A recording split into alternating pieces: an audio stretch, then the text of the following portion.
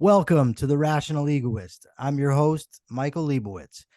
Well, the name of the show is the Rational Egoist, so it should come as no surprise to anybody that I'm a big advocate of reason. And to me, I always look at faith as the antithesis of reason. However, not everybody looks at it that way. So I've brought on a guest today who sees things differently than I do. He's a distinguished fellow at Hillsdale College. He's a scholar who has taught at several institutions, including New York University, and he's the author of a dozen books, including Thought Criminal and Beyond Woke. Michael Rectenwald, welcome to the program. Good to be here, Michael. Thanks for having me. Okay, so at the outset, I think it's important that we're using faith in the same way, because when I look it up, there's so many definitions for the word, and some of them I really don't have an issue with. So when we say faith, what exactly, when you're saying there's no conflict between reason and faith, or faith and science, how are you employing the term? Well, faith is the, in standard parlance, it's basically an assurance, a confidence of things happening, and a confidence that they'll happen in a certain way, depending on experience and on reason, frankly. But in the biblical sense, faith is the faith in things unseen. So there are different senses of faith. And my argument is simply that faith and reason are not antipodes. They're not necessarily antithetical at all. And there's a long history that vouches for this. And we can talk about that history in the course of this discussion. Sure. So when I'm using faith, you're going, when you mention the Bible, and that's ultimately, you had posted something on Facebook about internecine conflicts among Christians. Yes. So it was in that context that I left a post about faith. In Hebrews 11:1 is what you're referring to. It says, "Now faith is the assurance of things hoped for, the conviction of things not seen." In Webster's, with a myriad of definitions, but one of them that it goes closest to that is firm belief in something for which there is no proof.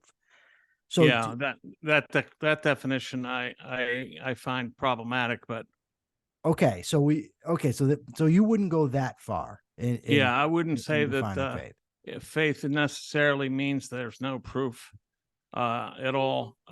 In fact, that proof could, in fact, come from experience, and so I would not accede to that particular definition.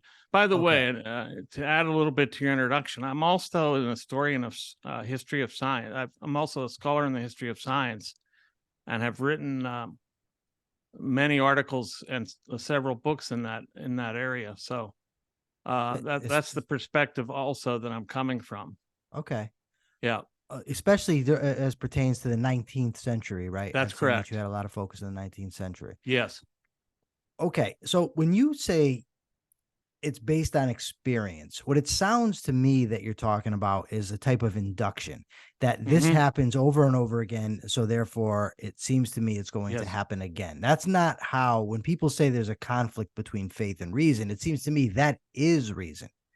That reason is assessing probabilities. That's correct. I mean, I would posit faith as against the radical, a radical skepticism of Hume and his idea that, just because something's happened repeatedly in the past doesn't mean that it's going to happen in the present or future. That's a radical skepticism. So I would posit faith as against radical skepticism about of the Humean kind. So Hume's basic argument is that induction is impossible, that we have no grounds to warrant the belief that just because something happens in the past, no matter how many times, it's going to happen again. Right. Okay, so we're not as far apart as I thought, but the Hebrews 11:1, the definition in the Bible, it says faith is the assurance of things hoped for. Yes. See, my problem with that is you're tilting the scales at the outset. You're saying, Yeah. I believe this because I want it to be true. I'm hoping. Not necessarily because I want it to be true. Hope doesn't necessarily mean that it's something I want. It's a confidence in things, in good things. In blessings. In that case, is really what that is referring But to. wouldn't that be what you wanted? I'm hoping for good things. I want good Some things. people might want it, others might not. Okay. That's why I would say hope in that sense is different than something just simply desired. And in many cases could conflict with desire. I mean, there are people, I would think, who hope that Christianity is untrue. And there are people that would hope that it is true. So I would think some people don't want it to be true. And some people do want it to be true.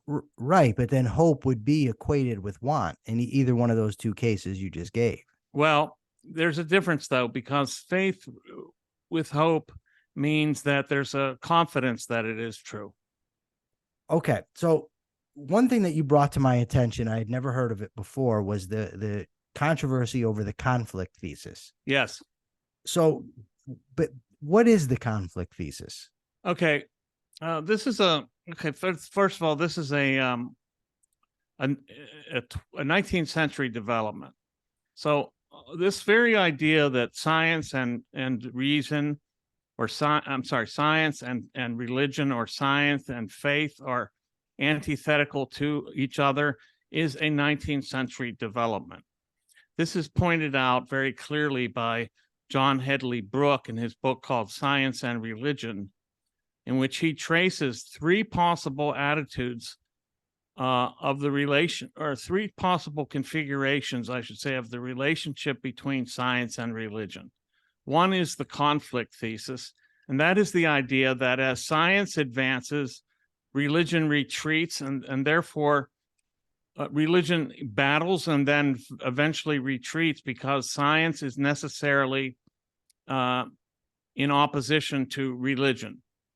This is a 19th century development that came out of positivism, in particular from in France, Auguste Comte, and in Great Britain, various thinkers, starting back in the early 19th century, I would argue, with such people as, Thomas Paine, and then Richard Carlile, a radical free thinker in Britain, George Holyoake, and eventually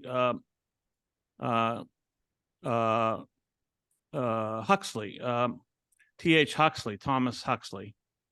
So this idea that science is in conflict with religion is a particular historical configuration that hadn't existed really prior to, the 18th century laid down the foundation for it, but the 19th century was the was the time during which this was fully played out. And, I've argued in my book, 19th century British Secularism, Science, Religion, and Literature, and I think it's very demonstrable that this is the case, that science was not always secular at all. So the idea that as science advances, religion is defeated, and therefore faith and so forth, the function of the attendant creedal commitments of religion must disappear or be defeated, is really not the case historically at all. This science is not a secularizing force in itself. As a matter of fact, science had to be secularized itself. So why would science secularize the world unless science was necessarily secular? Then that begs the question of how did science become secular? Well, it was made secular. So there was a process during which science became secularized per se, because in the 19th century, up until the emergence of what's called scientific naturalism, which was coined, a phrase picked up actually by T.H. Huxley to describe the viewpoint of his coterie, which was inclusive of Darwin, of course, that where was I going here? This scientific naturalism effectively was the secularization of science, in particular in Great Britain in the 19th century. And they had to evacuate science of clerics in particular. They were trying to get rid of the competition between what they hoped to be professional scientists. That term, by the way, wasn't even coined, the term scientist, until I think 1834 by William Whewell, W-H-E-W-E-L-L.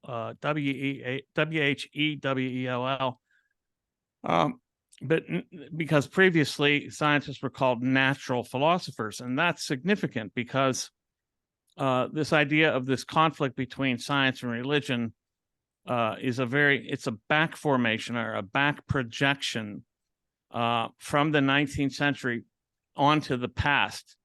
There are many examples in which scientists were not in conflict with religion per se at all. In fact, they operated under religious principles and from a religious framework. Even Newton was looking to find the properties of God in nature. This was really what he was up to. And so even when a mechanistic universe comes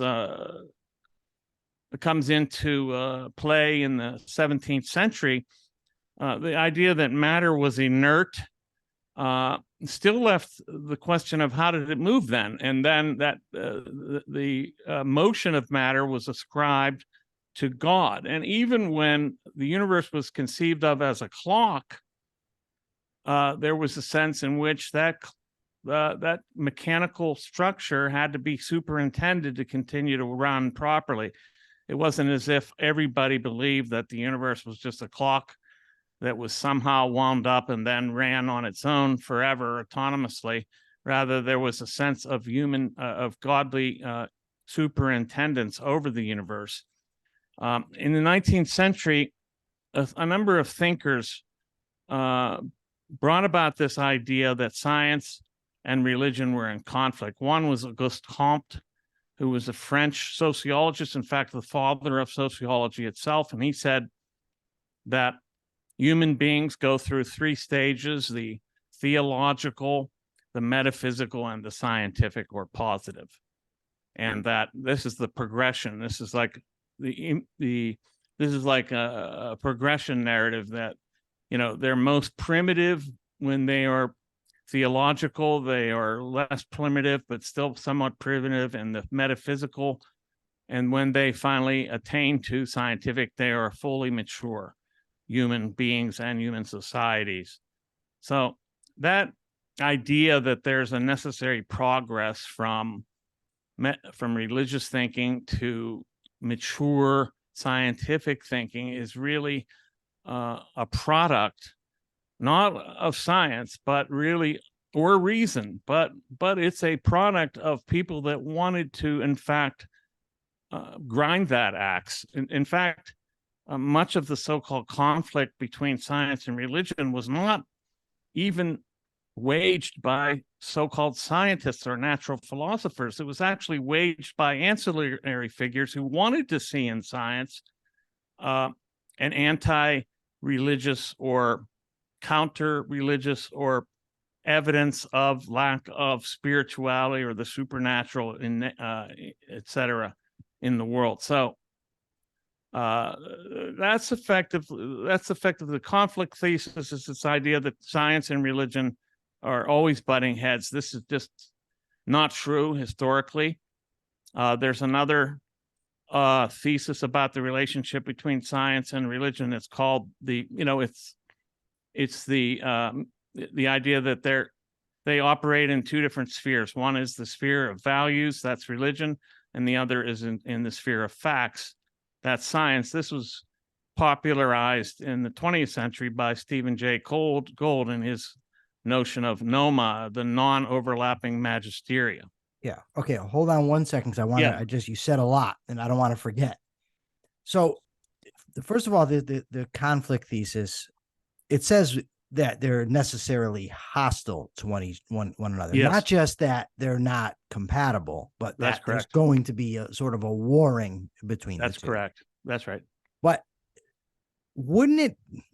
So the fact, first of all, the fact that whether people believe there's a conflict or not, because that's what it sounds to me like you're talking about. Like it wasn't seen as a conflict back then, and then it came to be seen as a conflict by some scientists. But to me, regardless of what any of these people believe, doesn't change the fact. Either there's a conflict or there isn't, whether or not they believe so. And what I mean by conflict, I mean a conflict in method. In other words, if I want to figure out who I'm talking to across this computer screen, this microphone, there's an abundance of evidence that I have, right? I can say, okay, I saw this guy. Well, first of all, I heard Michael Rectenwald on the Todd Feinberg show here in Connecticut. So I looked him up. I saw who he is. I saw what he's about. I friended him on Facebook. I've seen his post. We've exchanged posts. I asked him to come on the show. He's agreed. We've exchanged emails. I can see you across from me, below your name, below your face. It says Michael Rectenwald. Your picture is the same one I've seen on the internet. There's an abundance of evidence for it. Yes, that's right.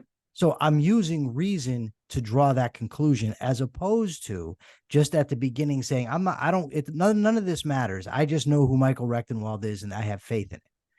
So what I'm talking about is a method, that there's a conflict in the way that we try to accumulate knowledge or go about accumulating evidence. I got to disagree with you there. Okay. How? Let me just give you an example. In the 19th century, with the rise of scientific naturalism, the basic opponents to that were theological natural philosophers, whose basic framework was natural theology. That is, they were looking at nature to divine the attributes of God, evidence. Okay, so the thing is that even though they had different frameworks for approaching nature in terms of their cosmologies, I should say, they had different foundational beliefs about the way the world operated. They nevertheless had their epistemological and cosmological differences did not materially affect their scientific practices. And this is a significant claim. This is a significant point that renders this scientific naturalism more of an ideological conviction than a crucially distinctive epistemological feature of science. So even though, and in some cases, I should say, also there's some other things to be said here in this vein, is that in some cases, in the cases of some claims, scientific claims, the theologians, the natural theologists, if you will, they actually were right on many things, and their creed was what enabled them to see to make certain assertions that turned out to be correct, as opposed to the scientific naturalists whose creed basically tilted them towards wrong conclusions.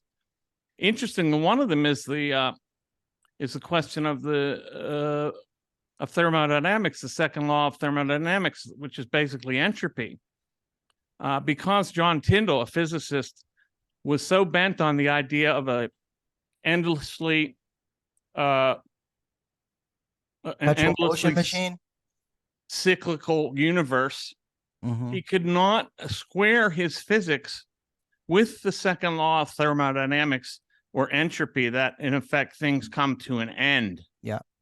He wanted to see an endlessly cycling universe. Well, this other physicist, whose name escapes me right now, he posited an end to the universe, and based on theistic grounds, by the way, there is an eschatology in Christianity and an end to the world, to the universe as such.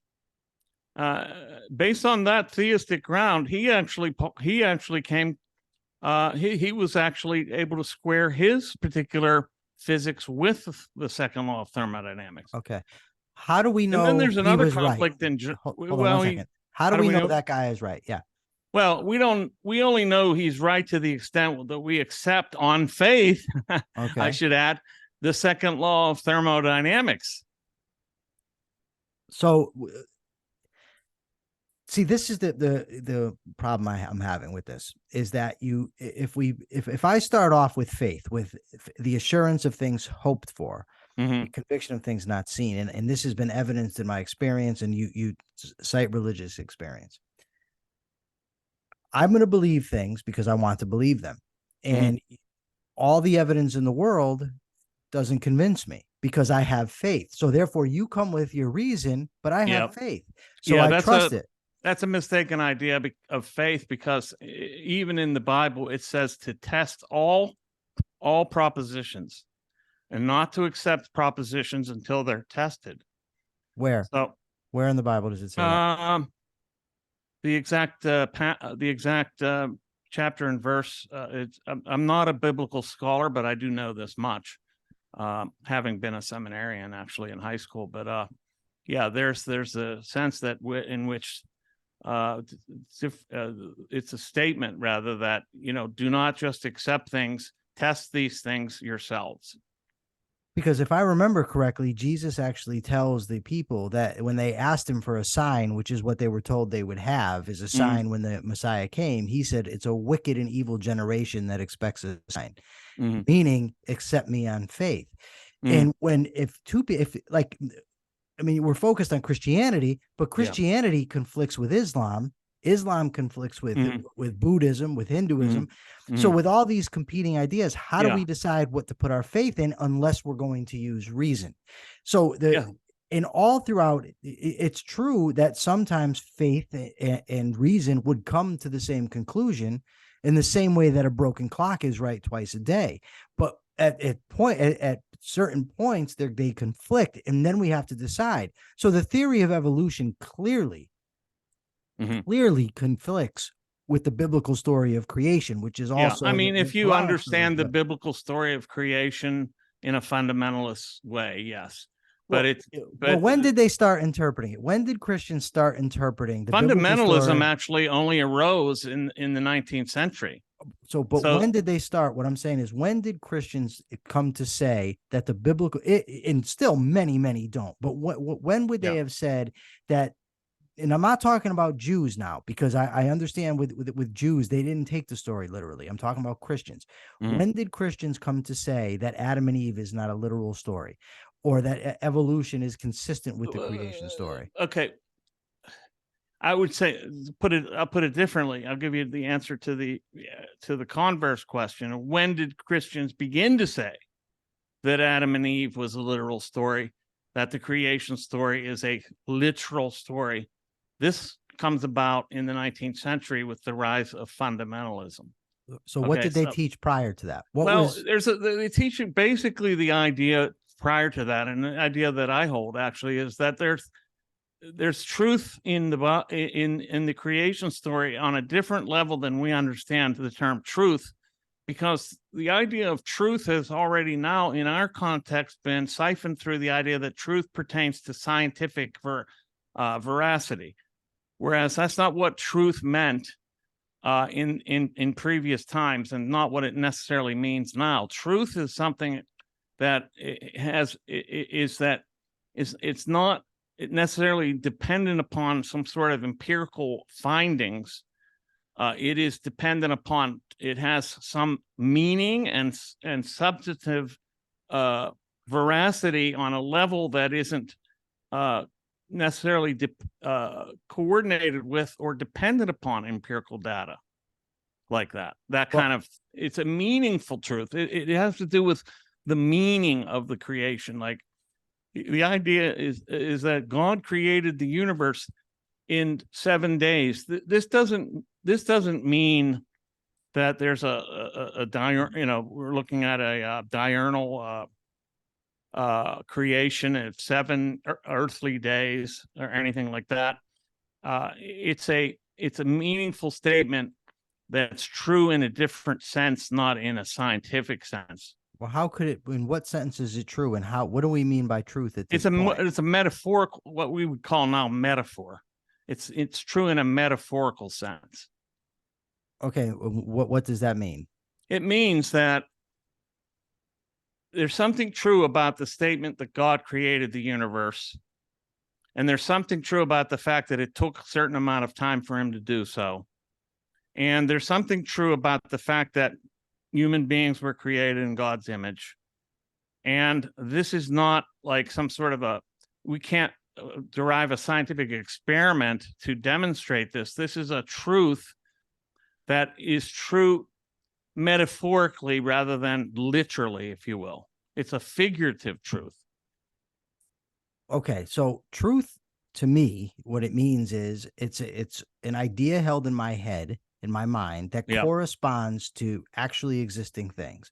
So it's true. What is a thing? That's the question. What is a thing? Okay, this cup. I have a cup here filled with water. Yeah. Okay. So you don't agree that there are things that there are entities other than physical things? Well, there's. How about energy, your thoughts, your ideas in your head? There's energy. What is that in your head? You talked about the mental imagery in your head. What is that? What kind of a thing is that? Well, I would say that I have consciousness, which is dependent on my physical brain, synapses, neurotransmitters, axons, dendrites, and whatnot. And it's all dependent on a physical structure. What thoughts ultimately are, I can't answer. I don't know, but they're self-evidently true because I'm thinking them. So I know that they're there. So it would be true to say. You mean they're self-evidently real, not true? Because you suggested that thoughts could be yes, wrong. you're right. Yes, I'm sorry. Yeah, it's self-evident that thoughts exist, and that my thoughts about them, thinking they exist, would be true.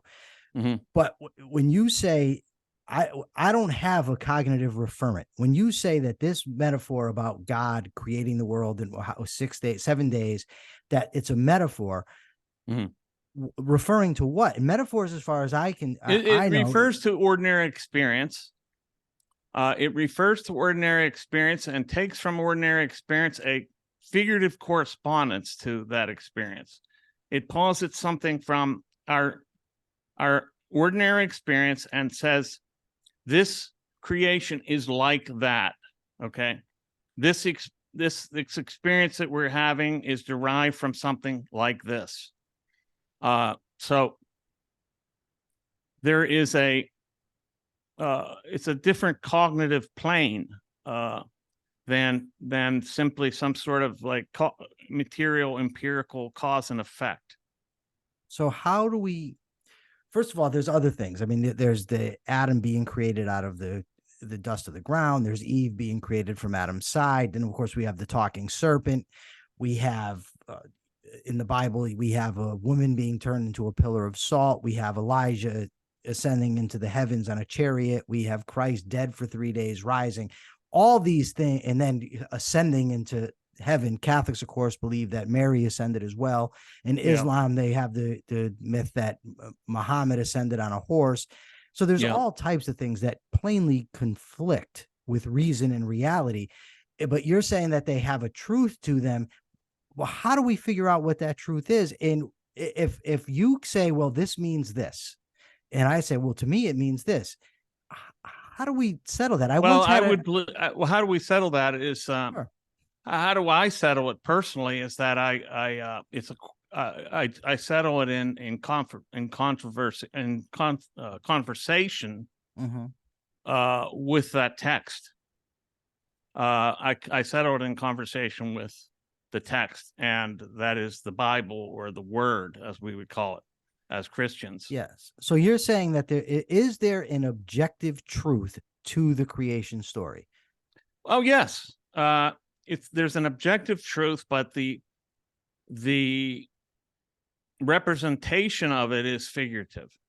There's an objective truth in the sense that before there was anything, there was nothing, but there was a God, and that the universe doesn't come out of nothing; it comes out of God's making. That's the truth. That's the objective truth. How it's figured in terms of days and making from dust and taking a rib and all that. This is figurative. But this has meaning, though. What is meant by this? There's something meant by the idea that Adam is derived from dust, and there's something meaningful for the idea that Eve is derived from the rib of Adam.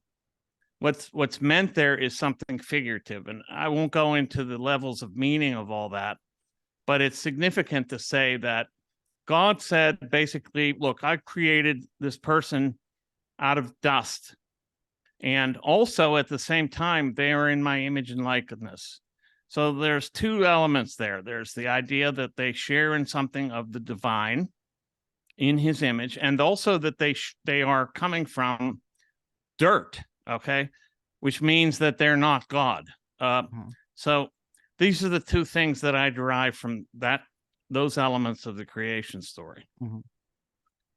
Okay, so it sounds to me like that's something accepted, like you said, on faith, because you're taking a metaphor. First of all, it's a metaphor that was written thousands of years ago, if it indeed is meant to be a metaphor, which I don't know that it is, but so you kind of have to accept that on faith, and then you have to accept your interpretation okay, on faith. Okay, when I say it's a metaphor, I'm talking now from our contemporary perspective, which is which is post scientific revolution and post, there was no real distinction between that metaphor, figurative, and literal at the period of time during which this was written. No, people had to learn that. They had to derive it. Okay, I wouldn't say you're operating on a kind of progress narrative that we're always getting closer to the truth. No, somehow. I'm not at all, because some people get further and further away. I'm not a Whig historian arguing that there's progress. I'm just saying that you can differentiate the two. That differentiation, that whether mean anything, it was derived later. That's what I'm suggesting. Yeah, but I don't know what significance it has when it was derived. I mean, we didn't learn about natural selection in a systematic sense until the 1850s, and post that we've learned much more. I mean, so the fact that we didn't know the distinction, I don't know what significance that has as far as there not being a conflict, right? Because just because they weren't aware of it doesn't mean it wasn't there.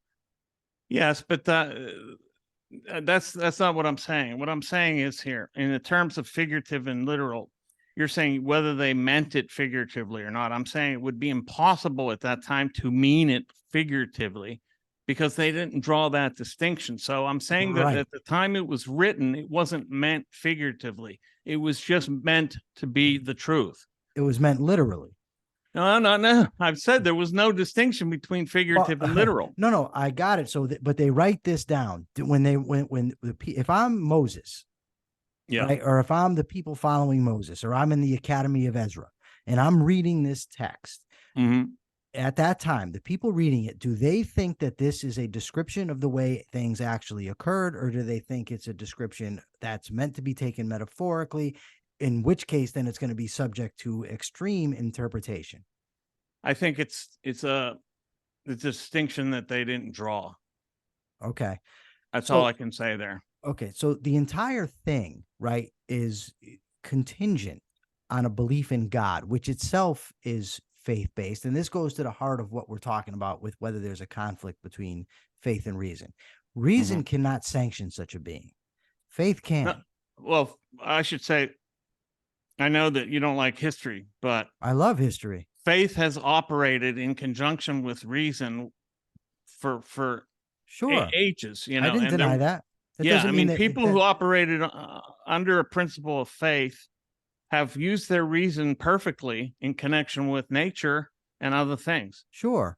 If we don't allow that, then we don't allow Newton. We don't allow. No, I'm not disputing that at all. What I'm saying is that in the approach, as I look at this thing, whatever it is, whatever I'm testing, whether it's an apple falling from a tree, two rocks falling from a building, or looking at the planets through a telescope, I have in that moment, I'm operating either under reason or faith. It doesn't mean I can't in separate. No, you could be doing both. It's not in method. You can't. Not in method. Yes, you can't. Sure, you can. Yeah, because this is exactly what Newton did. He was looking at the universe, trying to find out the properties of God. So that was the subtending creed, and then he used his reason to find the properties that he. Yes, that's exactly my point. His Yeah. starting hypothesis may have been based on what he was looking for, and I'm not even sure that's true, because he would have known at that time that to say that he's not believing in God and he's not going to follow the church would have put him in serious jeopardy, as it did Locke, some years later. So We don't know that. No, we don't know. from it. No, we don't know. That's what I'm saying. We don't know. With you. No, we don't know from the text that he felt any such No, pressure. I agree with you. That's what I'm Okay. saying. We don't know. That's precisely my point. Yeah. But when he sets out his theorems, when he does his math, as he figures things out, that's a process of reason. He's not just stopping at some point and saying, okay, I accept this on faith. He's continuing to look, he's applying a scientific method, and he's drawing a rational conclusion. But there is some faith operative under this at the same time. And that is this, that the universe is ordered in some way. Because if you don't start from that premise that there's an ordering to the universe, then you would not look for some sort of stable properties between elements in the universe. You would think it could be anything, like a Jungian fucking nightmare. Excuse my language. No, it's okay. It could. So you see that I'm not some sanctimonious jerk. No, I don't care. I didn't think so anyway. You're plenty controversial enough for me to know you're not a sanctimonious. But where was I going? Where was I going? You were talking about looking for order as opposed to the human. Yes, he presupposed that there was order. Sure. For him, that order. Suppose he didn't find it. Do you think he would have? Yes, he would have. I think he would have jettisoned the idea. Yes, and possibly the very idea of God to go along with it, because the order he thought was dependent upon and put there by God. Sure, but you made my point, is that as he's looking through this, you did, because my very point was that he may have been looking for order. Yes. But if he's applying reason and he doesn't find order, then he jettisons the idea. But he did find order. But he did, sure. But the conclusion wasn't dependent on the faith. It was dependent on the reason. No, but the investigation. I'm not denying that. I'm talking about the method of discovery, the method of obtaining knowledge. No. You're talking about the results of the method. No, I'm talking about the method he employed to find the truth. The method, as I said, was he assumed that there was an order in the universe. That's his hypothesis. And that order was put there by God. It was designed. That's his hypothesis. Yes. And the method was to look for that order based on that premise. By what means is he looking? Observation and mathematics. Which is reason. It's mind applied to reality. That's correct. So that's what I'm saying. That's why I see no conflict between faith and reason in that particular episode. Okay, I want to back up just a little bit. The belief in God. Yes.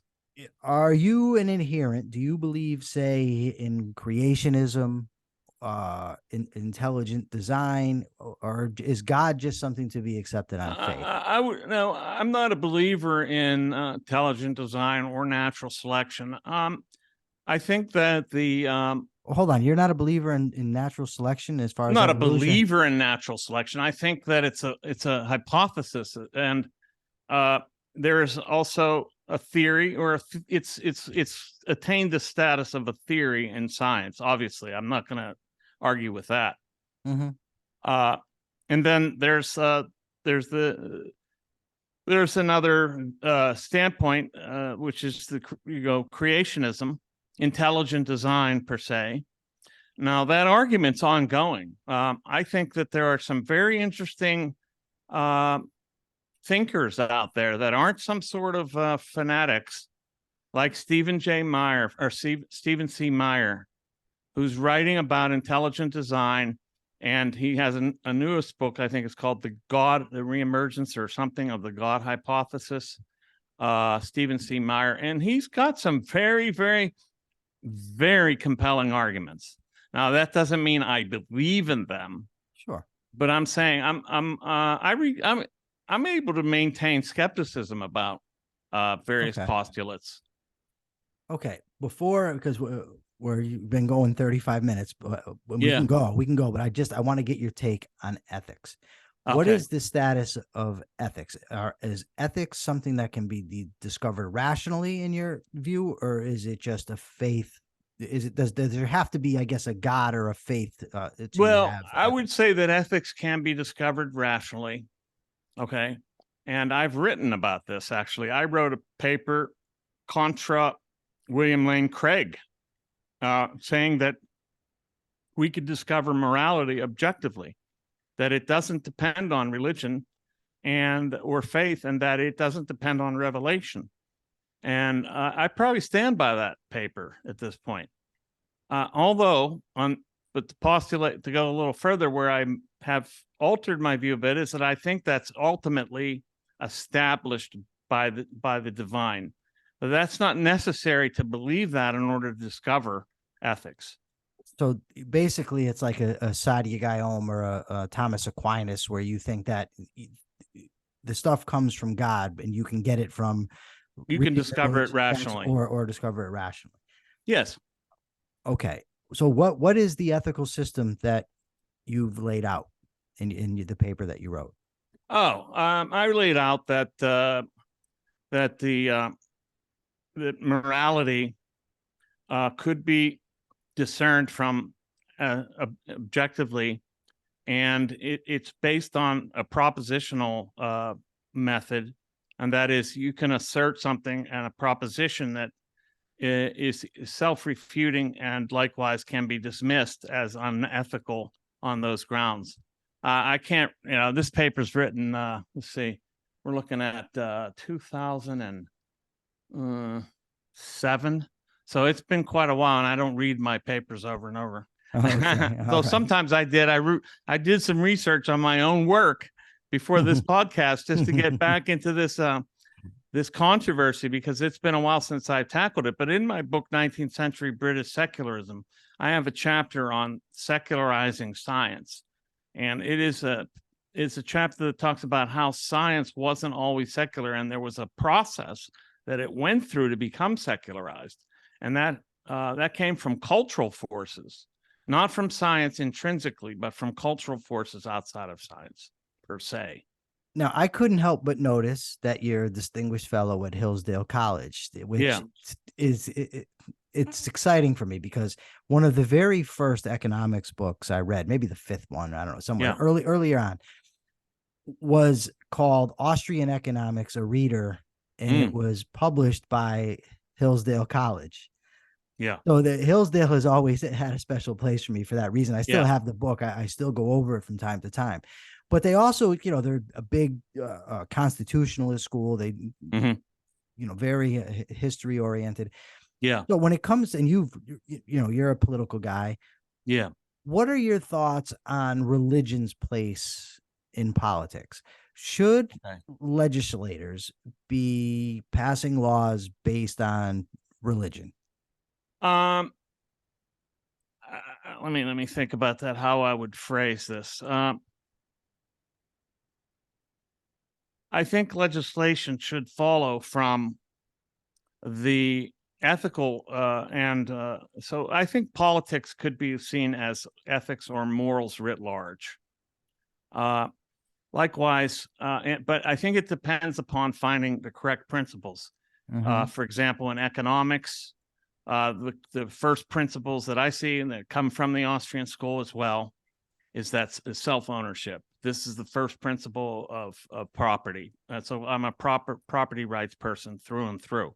This has to be deducted almost.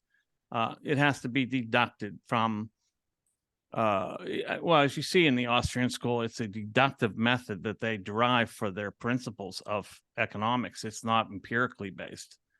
Well, Rothbard would disagree. Deontological. Yeah. Rothbard would disagree.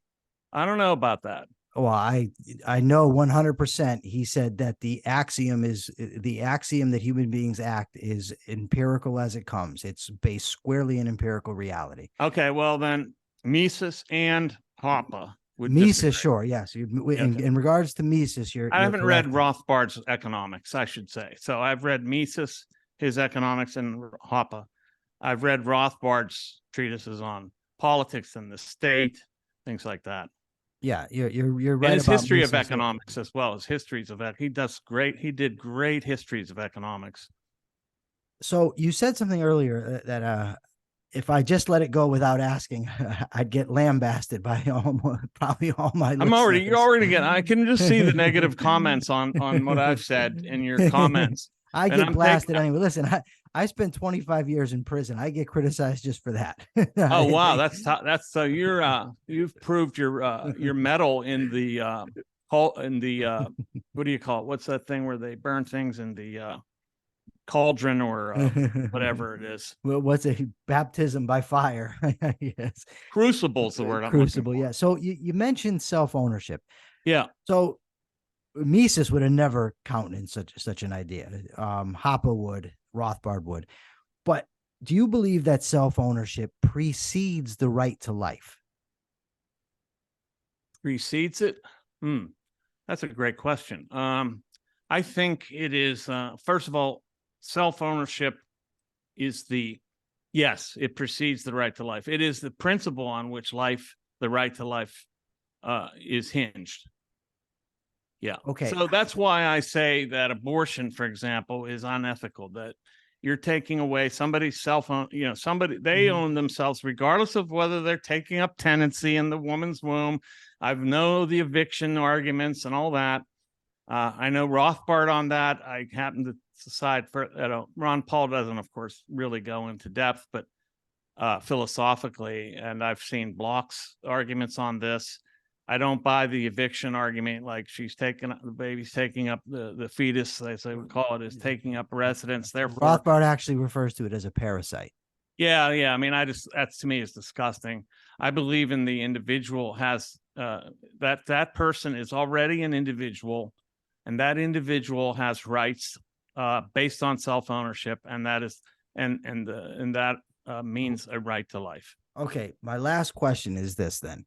How do you arrive at the concept of ownership, which means property? When you have ownership, you have property. How do you get there without first having a right to life? Without first having a right to life? Yes. Well, I guess you're right in a sense that they're kind of, one is the antecedent of the other in some senses, and then it reverses in another sense. That the right to life seems to be the antecedent of property. I would have to go to the argumentation ethics of Hoppe to get there, I think, and that is that. Okay.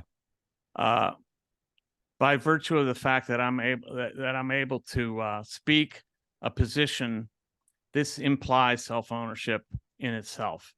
So that I can take a position, this means I own myself, and I'm able to speak something. Now, that doesn't mean you have to be able to speak to have self-ownership, because this would exclude the unborn, for example. But from that, I think you can impute a right to life. Okay. See, I would reverse it. I would say the right to life, it comes first. And because I have a right to life, I have a right to sustain that life. And that's what gives rise to the right of the property. The property. Yeah. Okay. Michael Rectenwald, I've enjoyed having you here. I'd like to have you back sometime to talk all about woke. I know that yes. Speaking of religions that I don't like, yes, yes. Okay, if you want to get onto that religion, and I can definitely lambast that. Yes, I will definitely reach out to you for that. I'm glad, and I just want to make a note. It's really great that we were able to have this conversation, and that we come from different philosophical bases in a sense, but we see a lot of overlap, and we were able to have a civil and I think very interesting conversation and some argumentation. I agree. Thank you. So where can people find you? I mean, I know they can find you on Facebook, but you got a website. Everything is on michaelrectenwald.com.